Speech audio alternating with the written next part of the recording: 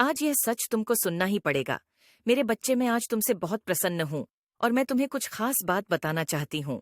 जिन बातों को आज तक मैं तुमसे छुपाती रही, तुम्हें कभी बताया नहीं, क्योंकि उन बातों को जानने का समय अब आ चुका है। और उसका कारण केवल यह है कि तुमने वह एक ऐसा कार्य किया है जिसको करके तुमने मेरे दिल को बहुत प्रसन्न किया है। इसी कारण मैं तुम्हें उस बात को बताना चाहती हूँ जिसे जानने के बाद तुम्हें आश्चर्य होगा, लेकिन तुम्हारी आंखें भी खुली की खुली रह जाएंगी।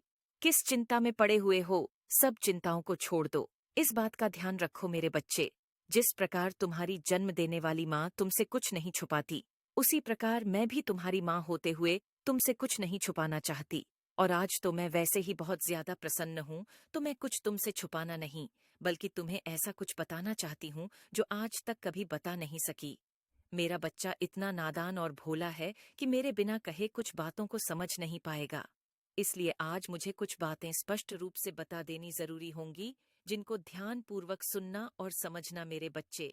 क्योंकि यदि तुम ध्यान से नहीं सुनोगे तो तुम्हें बातें समझ में नहीं आएंगी और तुम्हें लगेगा कि पता नहीं मैंने तुम्हें क्या बताया है, उसमें जो बताया है वह कुछ खास नहीं है, ऐसा आभास होगा।